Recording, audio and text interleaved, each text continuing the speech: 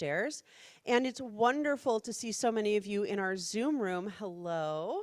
Hopefully we'll be joining us on our virtual platforms for Shabbat services as well.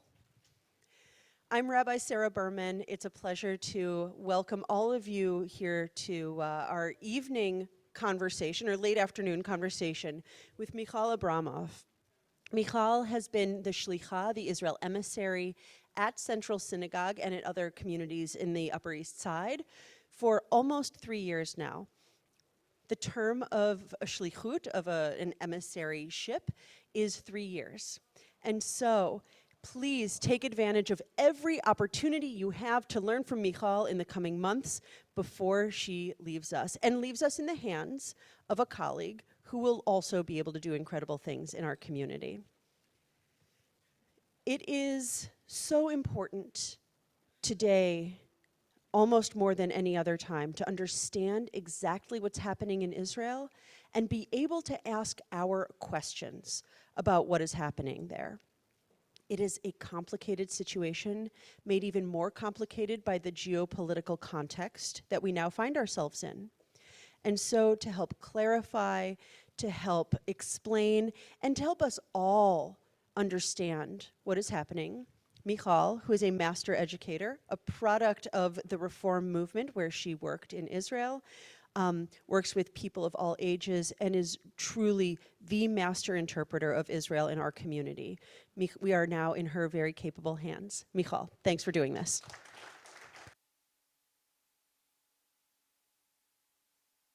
Thank you, Rabbi Berman. I don't know how I can live up to such an introduction. But Shabbat Shalom, everyone. It's wonderful. Thank you, everyone, for being here in person, and thank you for everyone joining us on Zoom. I'm going to move because, the projector was right in my face. There we go. It is wonderful to be here. It's really been a very trying time for us, not just in Israel, in the world, but especially in Israel.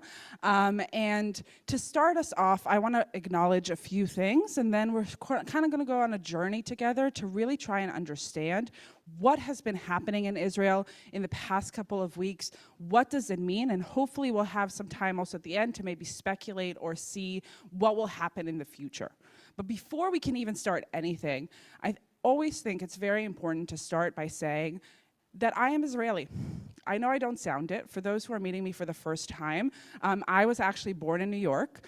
My mom is American, my dad is Israeli, and we made Aliyah. We moved to Israel when I was 2, so I kind of have the benefit of being both Israeli and American.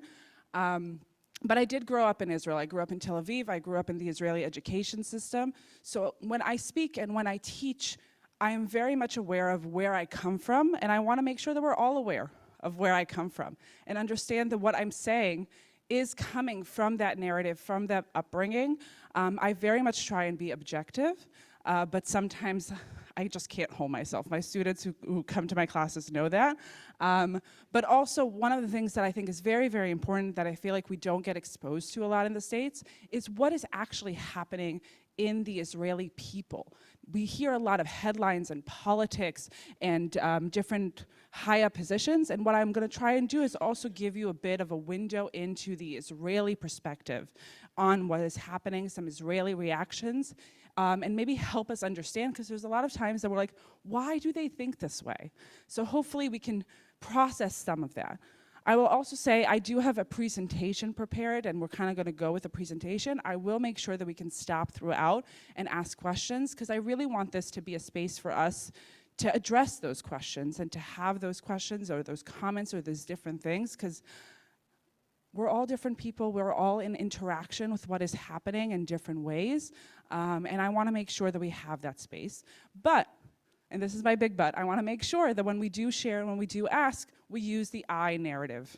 We use the I narrative because we're our people with our opinion, and we want to make sure that we listen to each other, but we're also respectful of everyone else in the room. So before I even start anything, are there any questions or anything that anyone would like to say before we start?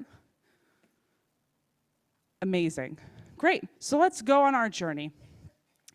And the topic for today is our deal. Our current, we use the title Ceasefire and Hostage Release Agreement. We refer to it a lot as the deal. And it started about 4 weeks ago. We're at the end of week 4.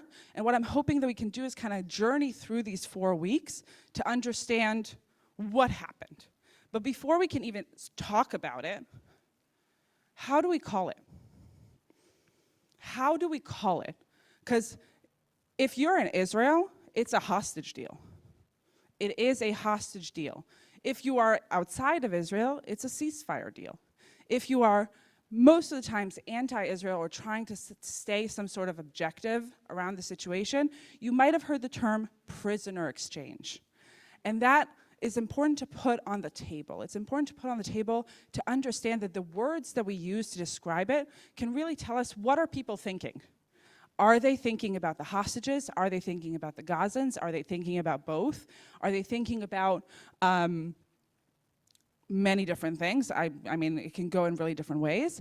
But I think sort of putting that as sort of 3 different ways of looking at it will help us understand more the intentions behind it. And I will say, personally, I call it a hostage deal. I do think it is also, of course, a ceasefire deal, because part of what we're gaining is a ceasefire. And I will also say, because I think a lot of people get this confused, but when Israelis talk about the hostages and say a hostage deal, it doesn't mean that they don't want a ceasefire. They probably do. Most Israelis want the war to end. But the word ceasefire for Israelis is problematic. It's problematic because on October 6th of 2023, we were in a ceasefire. And for Israelis, when we're looking at this deal and we're looking at the future, we are not willing for this war to end in the same situation that it started. We cannot go back. So even the word ceasefire it holds a lot into it. So now that we kind of said, I'm going to go back and forth, you'll hear me sometimes say ceasefire deal, sometimes hostage deal, you'll know that I'm referring to the same thing. But I do want to talk for a second on the prisoner exchange.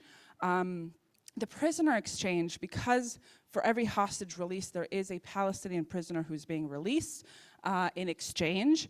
A lot of people try to use that as to seem neutral of saying, hey, there's people being held here, there's people being held here. It's an exchange. I'm hoping that by the end of this, if someone doesn't understand why that is wrong, that you will. But even if you disagree with me, again, please do. So moving us forward, let's try and understand who is even making this deal. Who is making this deal and why?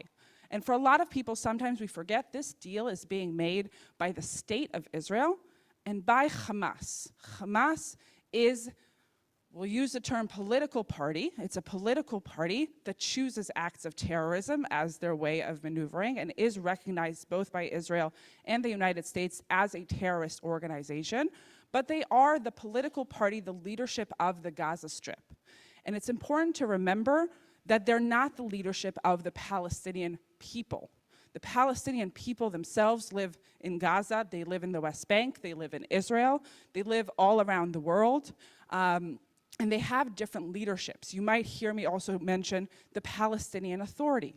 The Palestinian Authority is the leadership of the Palestinians in the West Bank. So again, we're talking about different things. This is not a deal we're doing with the Palestinian people, but rather with Hamas. And what does every side want? What does every side want? Very simple. Israel stated out 2 goals for this war. Number 1, returning all the hostages.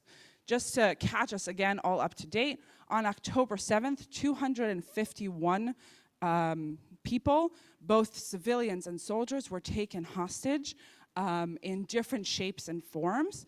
Onto that, there were 4 more hostages that were already being held in Gaza since 2014 and 2015. So a total of 255 hostages that are being held in Gaza, and Israel's mission is to bring them home. Bring them home, number 1. Number 2, it's what the Prime Minister of Israel, Benjamin Netanyahu, and again, for those who don't know, I will refer to him as Bibi. That is his nickname, and that's how we call him. So Bibi also set out the second point. The second point is total victory. total victory without explaining what total victory is. But basically, for a lot of Israelis, the second goal of this war and of the potential ceasefire or peace, something that happens at the end, is security. We want to make sure that October 7th can never happen again. And how do we do it, and what does that include? That's been debated in different things, and that's why we use the sort of vague term, total victory. But that is the vague term that we use of ensuring security, that October 7th can never happen again. What does Hamas want?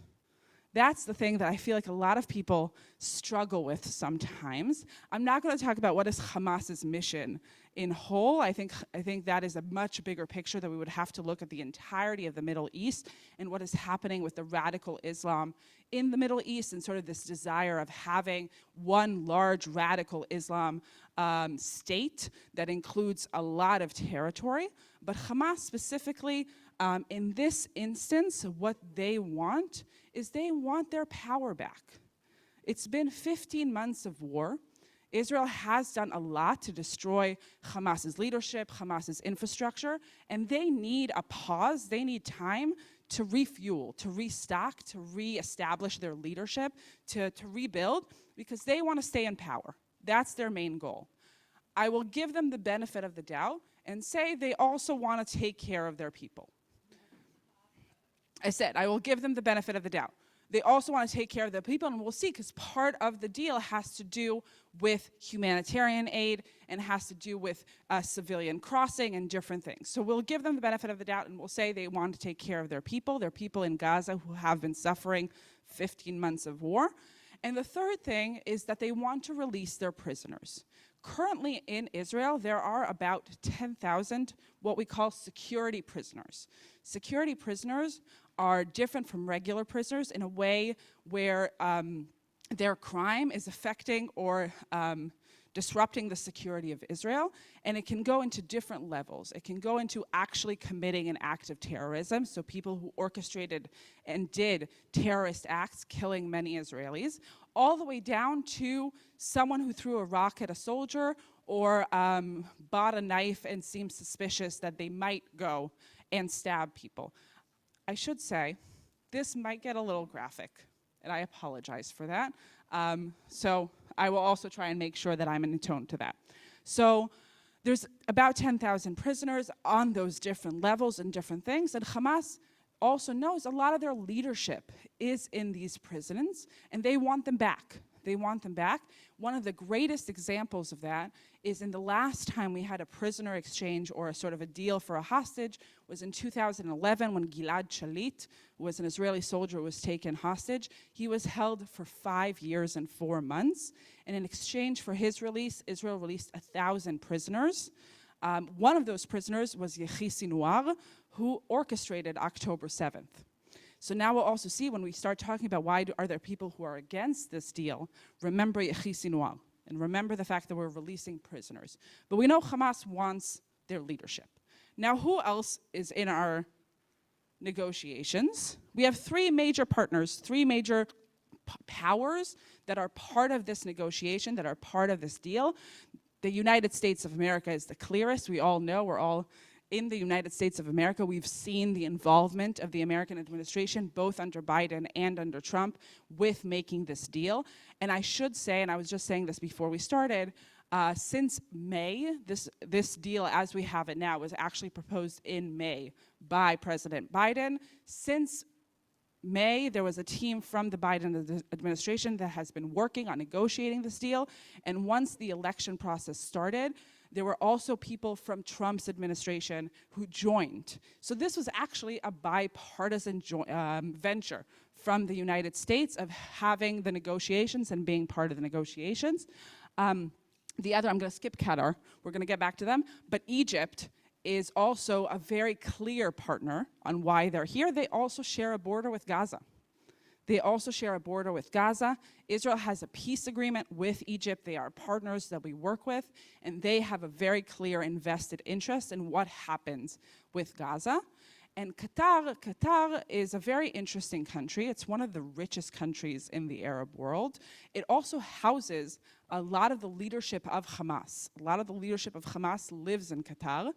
But they try to be some sort of neutral power within this. They want relationships with Israel. They also have relationships with Hamas, and they can be, in a very ironic way, a neutral sort of third party to come in and help with these negotiations. And most of the negotiations actually happen in Doha, in Qatar.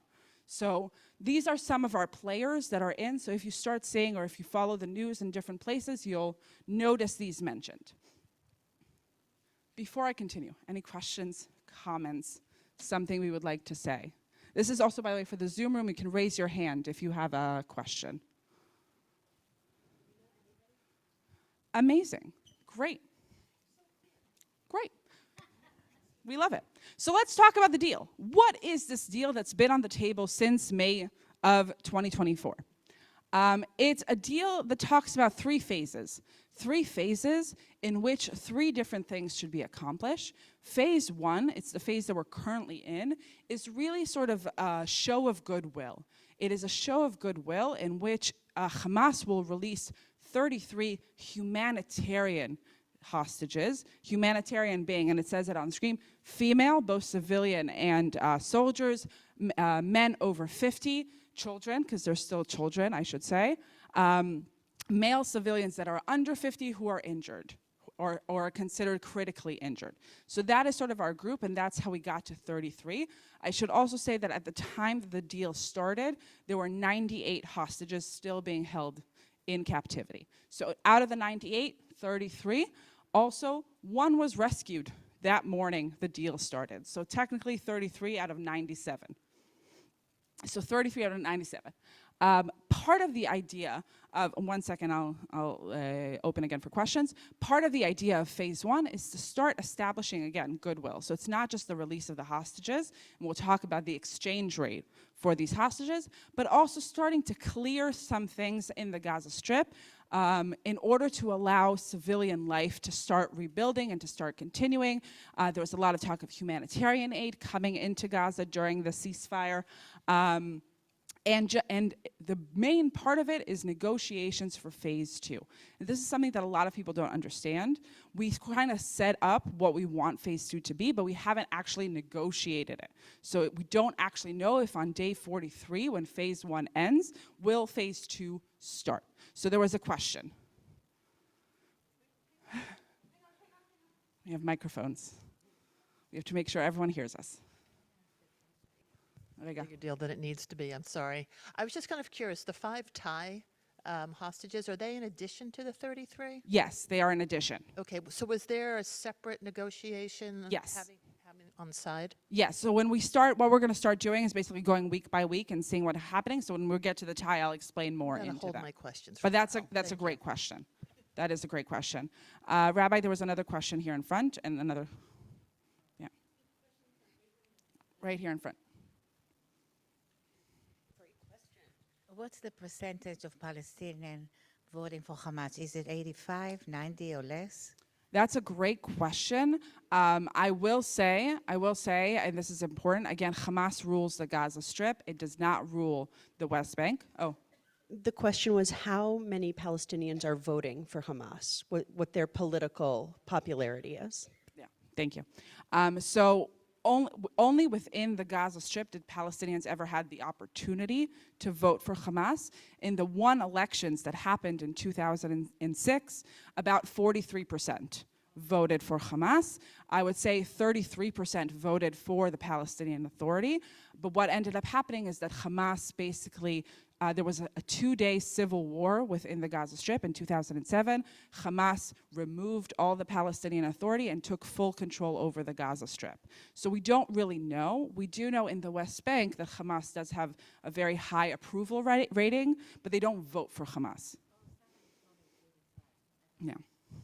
So what I'm hearing, though, here is a conflation that's, I think, important for us to distinguish between popularity and kind of polling on popularity and job approval ratings versus voting.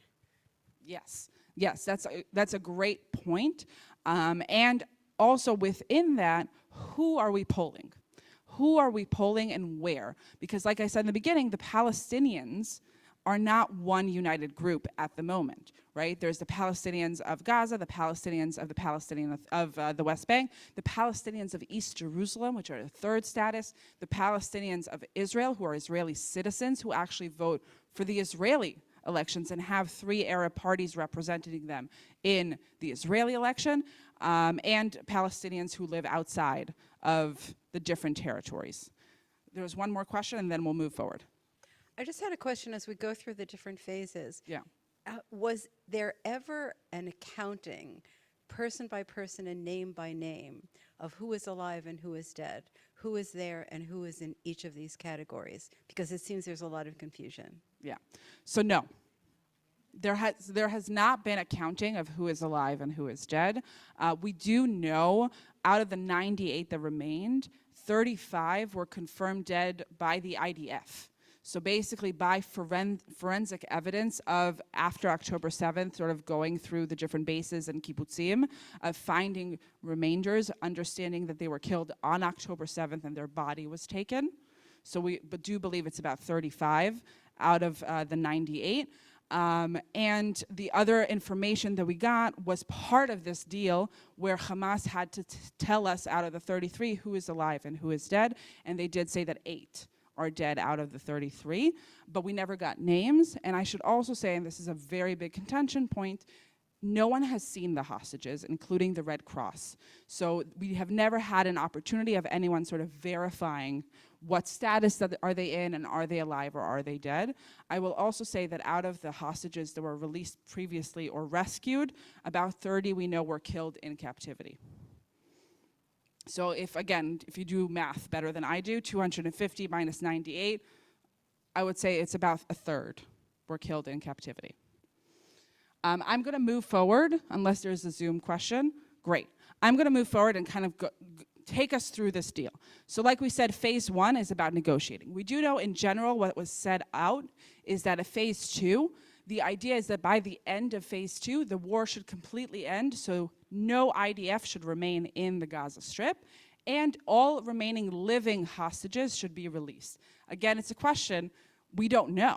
We can assume, and we can say actually that the IDF has good forensic evidence, because even before Hamas said that 8 were dead out of the 33, the IDF pretty much knew that 8 were dead. That was their estimate. So we are using the IDF knowledge as a good count, but we don't really know, so that will be also a big part, I'm assuming, of the negotiations of phase 2 of getting a status update, so we know who to release. And in phase 3, the IDF is no longer in the Gaza Strip, so the Gaza Strip should start rebuilding. They should start rebuilding the Gaza Strip, and all remaining deceased hostages should be released. Like I said, we're estimating about 35 should be released.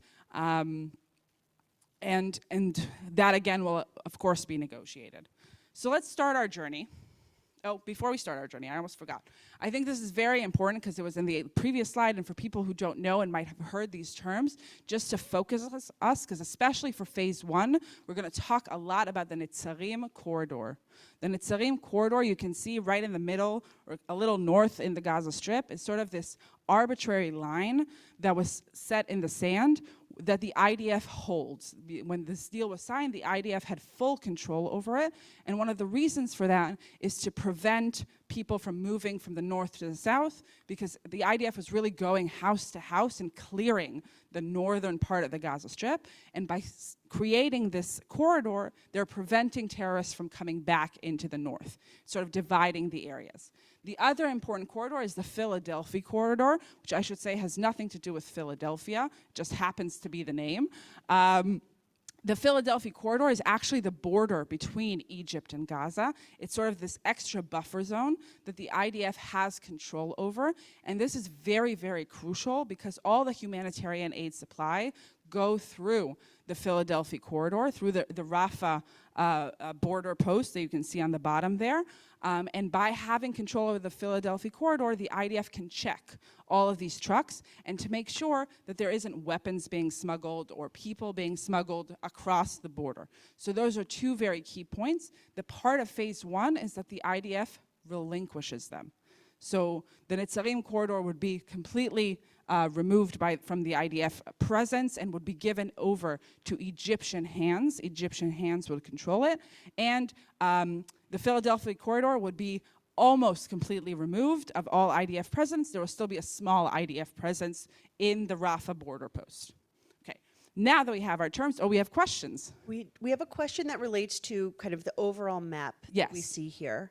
About a week ago, the President of the United States suggested that perhaps all Palestinians should be removed from this geography.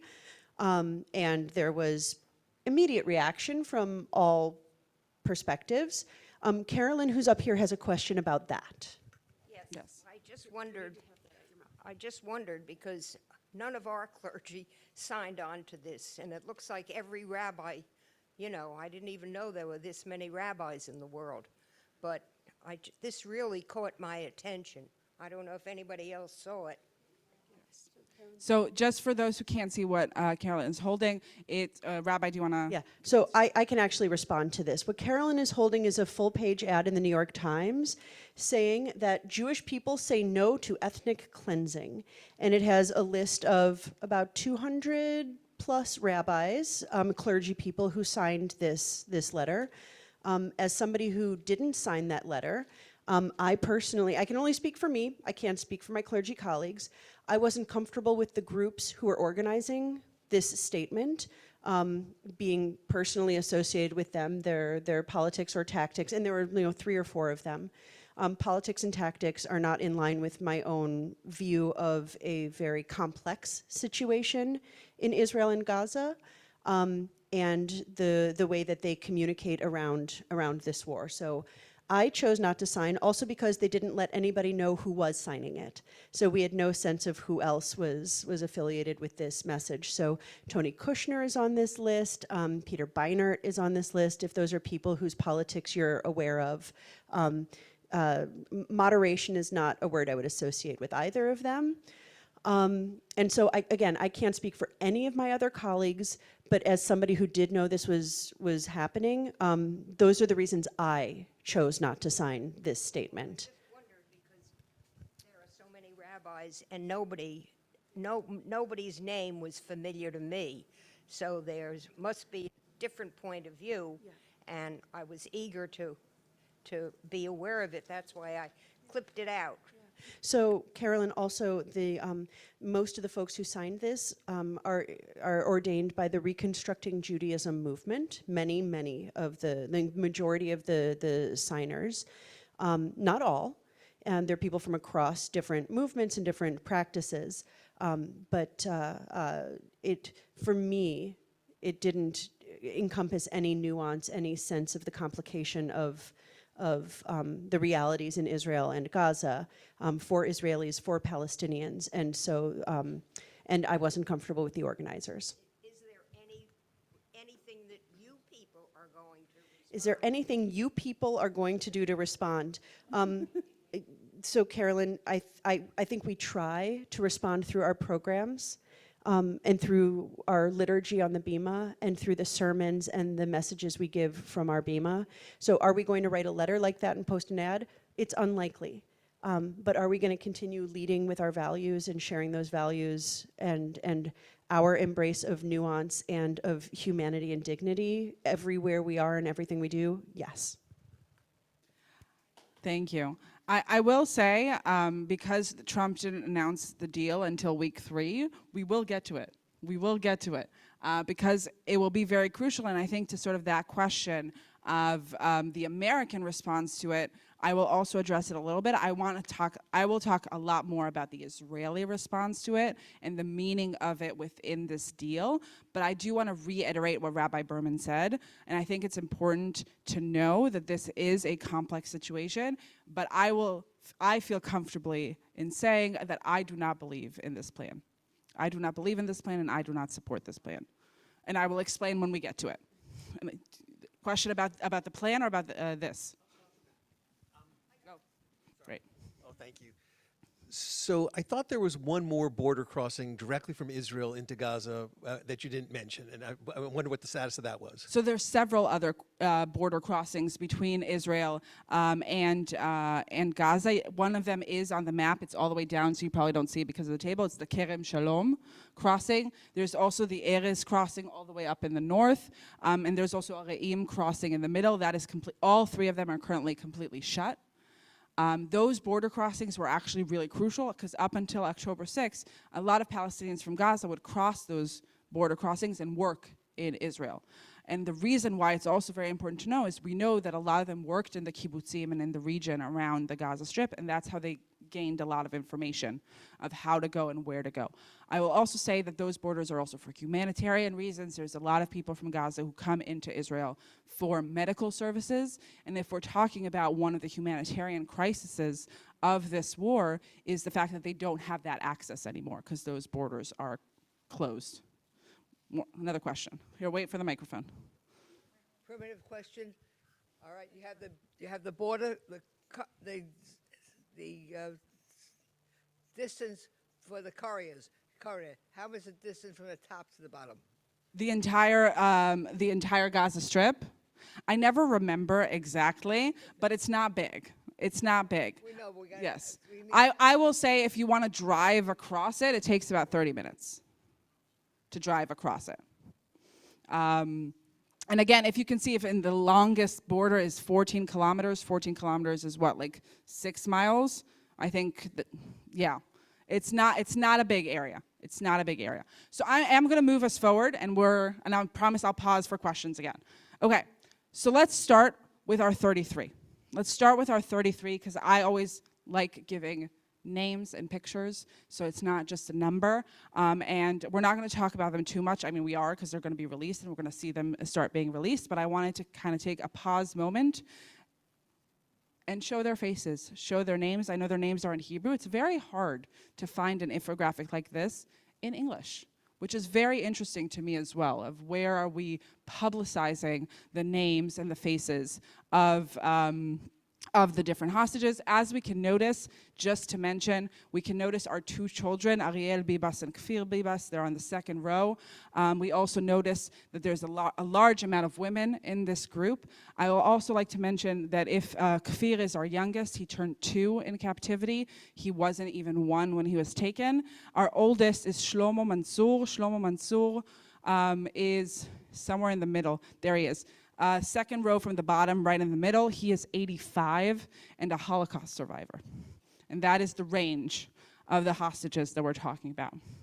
But let's start. So week 1 started. Oh, we have a question before we start. Hang on, Marilyn, pause. We have folks joining us in the Zoom room, and they can't hear you at all. Yeah. Were there any hostages taken from the music festival? Or Yes. all Yes. from other countries? Yes. But you don't hear about them. So non-Israelis who were taken from Supernova who are still hostage. Who are still hostage, not anymore from the Supernova. There are still 3 foreign hostages. 2 are estimated dead. They're one of the 35 that are estimated dead. And they are from 3 different nationalities, those who are remaining. There's one from Nepal, one from the Philippines, and one from Tanzania. And I should say the reason we have a lot of these foreigners that were working in the Gaza area is they work in the fields, they work in assisted living, so they help seniors and different people, and they come in. And the guy from Tanzania, Josh, was actually a student of agriculture who came to learn agriculture in Israel, and he was killed on October 7th and taken. Other than them, there were 26 who were released in November of last year, plus 5, so there were about 30 foreign workers who were also taken hostage and have already been released, but not from the Nova Festival. Okay, I am going to move us forward to week 1. Week 1. So the deal itself, it's important to say, the deal itself was signed on January 15th. It was agreed upon on November 15th. It was signed on January 15th, was signed on January 17th, and it was approved by the Israeli government on January 18th. 18th is Shabbat. 17th, So it was approved and signed on January 17th, and it started on January 19th. By the start, and what we'll see is part of the deal and how these hostages are being released, is 3 or 4 at a time. So basically every 7 days or so, 3 or 4 are released. Part of the reason for that is to keep incentivizing Israel to continue with the ceasefire and to continue with the deal. And we'll see how a lot of this play of incentives is crucial for this deal and who has leverage in order to continue this deal going. So on day 1, we had our first release. I have also chosen very cognitively and as a statement, I am not going to show you any actual pictures of their release in Gaza unless there's a point, unless I'm trying to show you something. What you will see is pictures of them with their families. It's pictures of them with their families coming home. So we have our first 3, Doron, Romy, and Emily. They were released on the first day.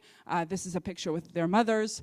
It was very exciting. We really didn't know what was going to happen that day. It happened around 4 or 5 p.m. Israel time. So it was really sort of this long day of waiting to see, are they going to be released? Is it going to start? Are they actually okay? What is their status?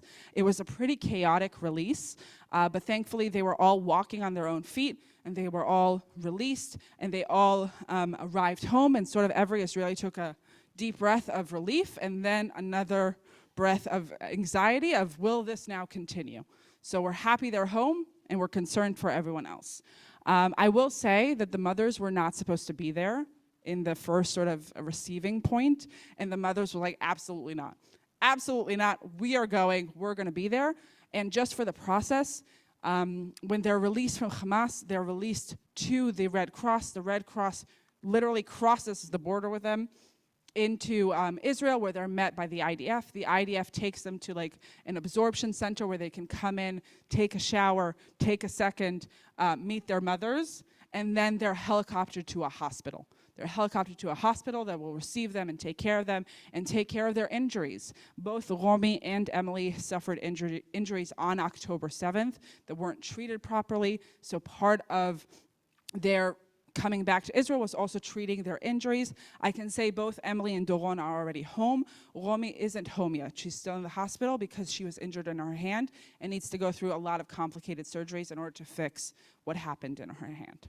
Now that happened on the Sunday, on January 19th. On that Saturday of January 25th, on day 7, when there were 4 hostages released, 4 of the female soldiers were released. I'm sorry the picture is a little blurry, but we have Liri all the way on the top corner. And now I can't recognize exactly who's who, but it's Liri, Karina, Daniela, and Naama. They were the 4 of the soldiers. There were a total of 5 female soldiers that were still being held. Actually, there were a total of 7 that were taken. 5 were still being held. 1 was rescued by the IDF, and 1 was killed during captivity, and her body was rescued by the IDF. But so 4 out of the 5, this was a really big deal, because part of the agreement was that women and children are first, and then men. The other part of the agreement was civilians first, and then soldiers. So at this point, there are still 2 civilian women who are part of the 33 that weren't released, and soldiers were released before them. Now, Israel had a choice, and they decided, we're not going to make a big deal. We're going to let them release the 4 soldiers, which they did, and thankfully the 4 soldiers came home. We then found out, by the way, that Liri refused to leave the 5th Agam. She said, don't release me. I will stay with her until the next time. In general, this girl, she's 20 years old. Amazing stories we're hearing from her and things that she did for other hostages while in captivity. But in the end, the 4 were released. This wasn't the mob scenes that we saw on Sunday. This was an organized stage with a banner and a ceremony and everything. But when the 4 were released, after they were released, then Israel made a big deal. Then Israel made a big deal of saying, where are our civilians? You are breaking the ceasefire deal. And what happened on week 2, and what was supposed to happen on week 2, is that on day 9, the Netzarim corridor was supposed to be open for civilian crossing. On foot, I should say. And basically, because Hamas already broke the deal, Israel said, we will not open the Netzarim corridor until you promise us that the female civilians will be released. Also on day 7, they were also supposed to let us know how many are alive and how many are dead. And they did say that too late. They said it on Sunday and not on Saturday, but they did let us know about the 8 out of the 33. But Israel was basically holding this leverage. Remember, I said leverage is important. They were holding the leverage of the Netzarim corridor until they get confirmation that that the civilian women will be released. And that's how we added an extra day. We added an extra day, which was day 12. There were not supposed to be released hostages that day, but they added an extra day in order to release Arbel. Arbel is the one in the middle on the top with her family. She is one of the 2 civilian women, and that was part of the idea of we have to release her. With her was released Agam on her left, or on your right, sorry, who was the 5th soldier, and Gadi Moses, who is 81. He was the first man to be released from captivity. And then we had the added bonus of the 5 Thai workers, the 5 Thai workers that were released. This is actually a pretty amazing story.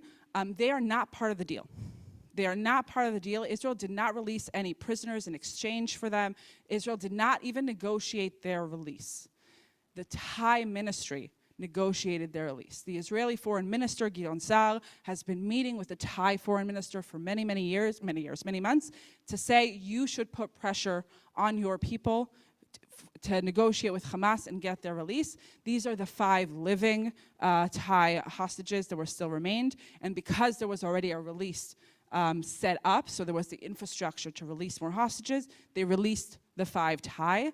We can see here that they were received in Israel, in Israeli hospitals. They were welcomed by the Thai ambassador to Israel. Most of them have already flown back to Thailand to reunite with their families.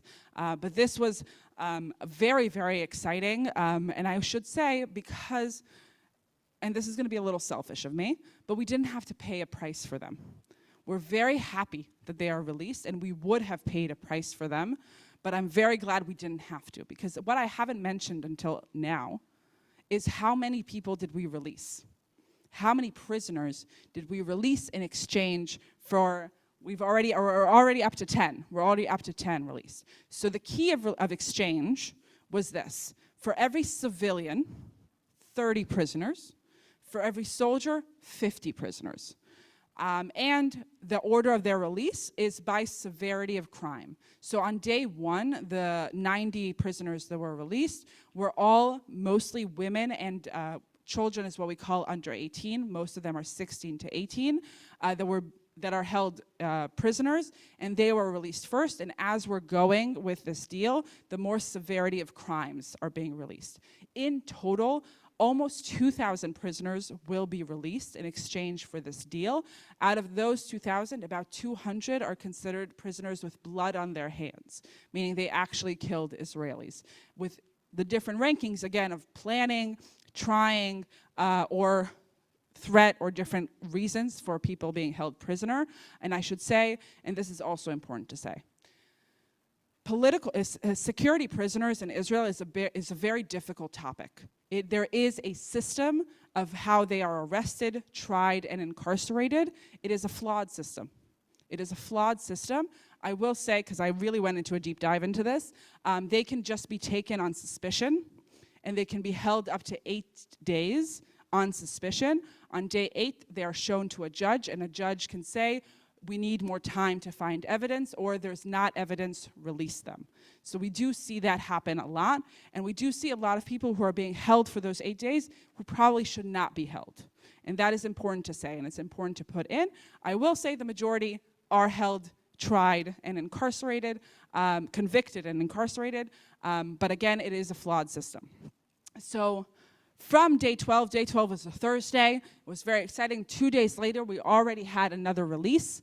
But before we had that other release, we have to remember what happened on day 12.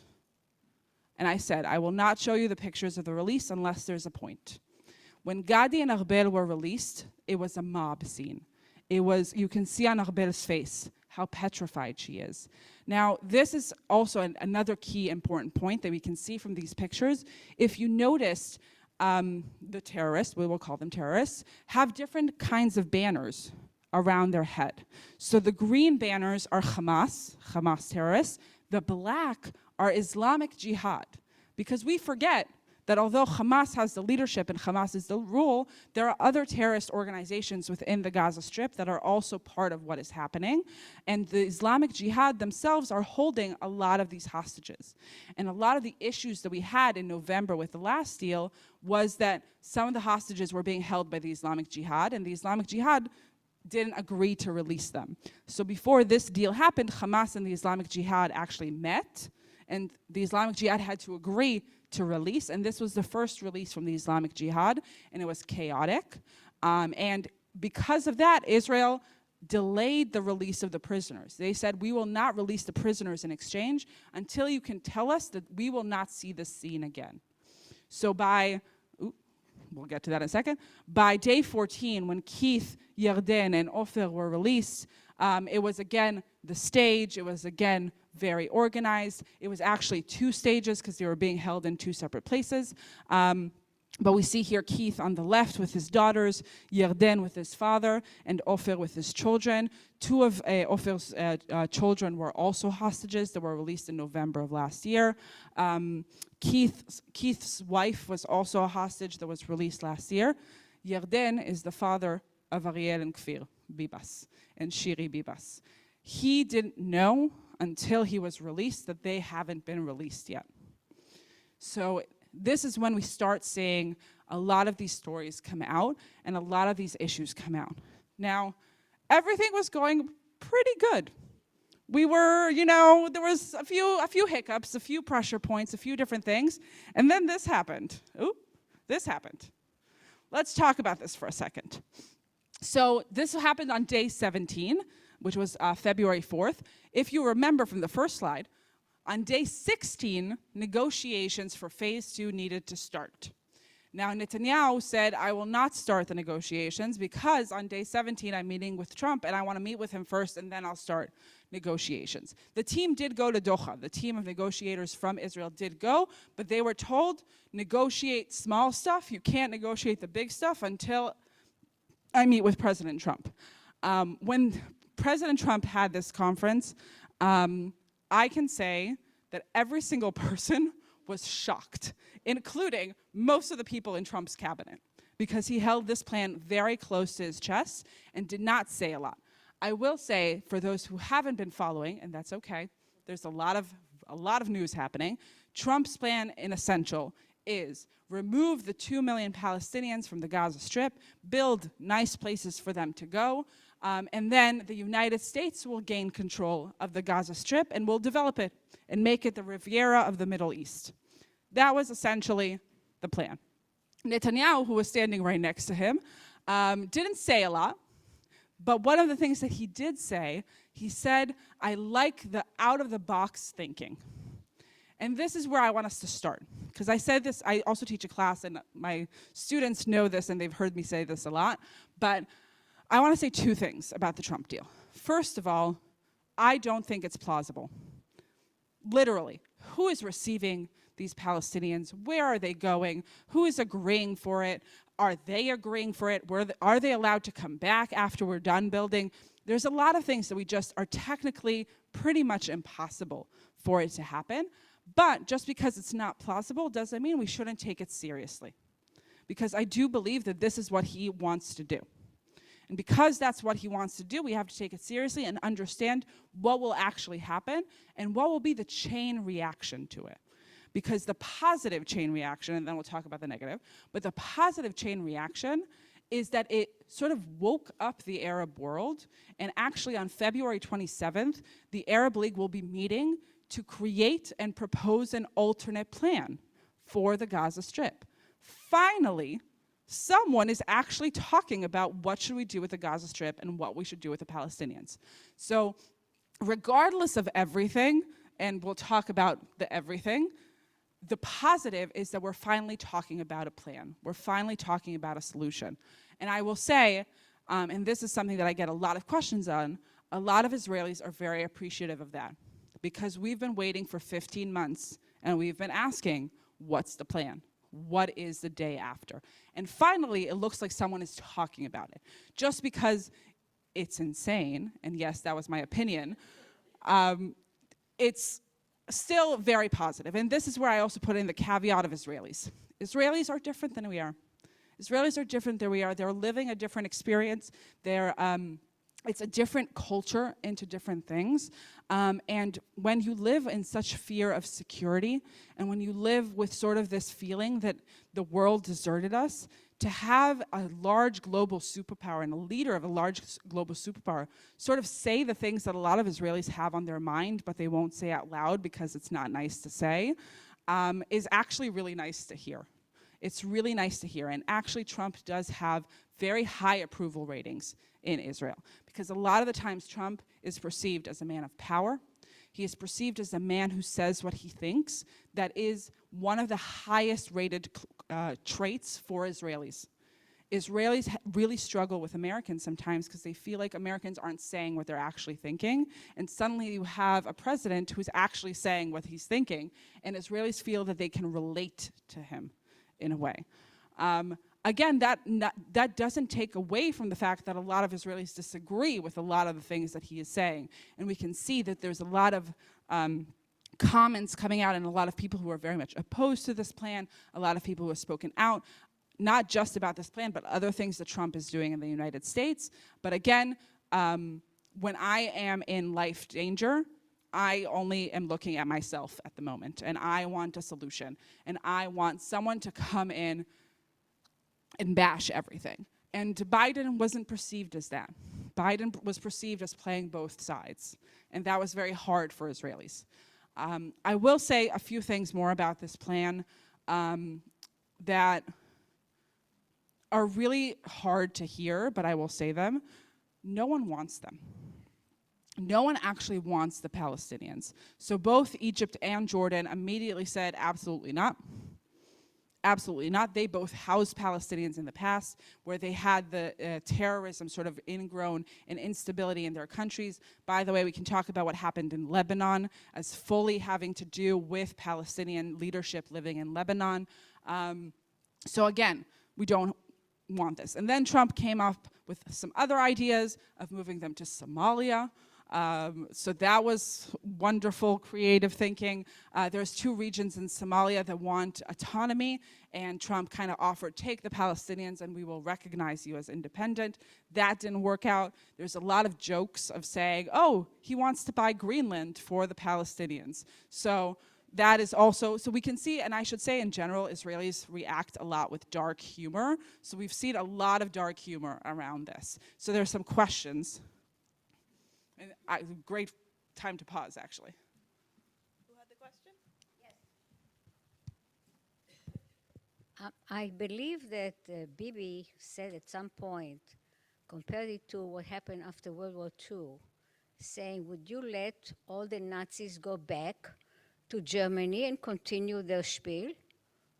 And it, to me, and I was born in Israel, so no, the question is, where is the world talking about it? Why don't, never mind what the president says right now. But this is a very important argument. You don't want to let all the Nazis go back to Germany to continue their act, because where would we be if that was allowed to happen? And I believe there's a very important equation here. Thank you. Thank you for sharing that, because it is an important equation. It is an important equation, especially when you're an Israeli. Especially when you're Israeli. Because if we remember, again, the goals of the deal and of the war, 1, hostages, 2, security. How can we have security if Hamas is still in control of the Gaza Strip? What is to stop them from doing this again?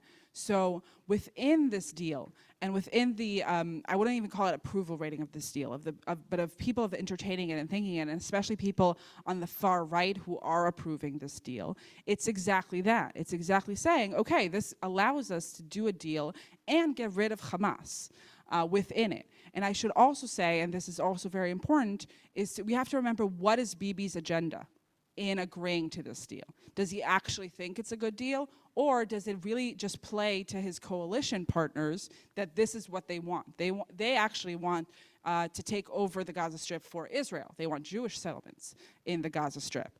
So it plays into a lot of different factors. And I would say in general, we haven't really talked about how Israelis think about this deal. I should say, all Israelis think this is a bad deal. But a lot of Israelis are saying hostages first, and therefore we have to do it. There are other Israelis who are against this deal who are saying security first, and this deal doesn't give us security. We have a person on Zoom. You're unmuted, so you can talk. Yeah, I guess my question is, I don't want to jump ahead, but with the leadership and lack thereof, I mean, the marching in the streets against Netanyahu government and their sort of standing within Israel, does there really seem to be the will of any leadership within the Palestinian or the Israelis that have the ability to do anything with respect to moving forward? No two-state solution would likely work. Nobody wants the Palestinians. So it seems to me that if we get to the end of hostage release, the safety and never happen again is really, we're sort of going to be stuck. And I'm wondering what you think about that. Yeah, Sherry, thank you so much for saying that, because that is exactly the question. That is exactly the question of what happens next. I will say, sort of to your point, no one's really talking to the Palestinians, and that's part of the problem. And I think a lot of the ideas against this deal is the fact that the Palestinians are not actually involved in the thought of the day after. And it's very concerning, and I do think, Sherry, to your point, it does play for Netanyahu's coalition, but not for the reasons of peace and stability, but rather for the reasons of him staying in power. And there's a lot of questions around it and what will bring the security. And I don't know if I have an answer for you, because I really think that's the question. I think you're asking the right question of what is it. So I'm sorry if I'm not more helpful, or I'm actually more. We have 1.5 minutes left. Oh my gosh. We have a lot of questions, so maybe yes. Okay, so I know there's a question. I promise I'm happy to stay afterwards and answer all the questions and have all. I just want to bring us back to just a few more that I think are important. I want to talk about the release last week of Ohad, Or, and Eli, which was really the hardest release. A lot of very unfortunate situations around it. Eli didn't know that his wife and his 2 daughters were killed on October 7th.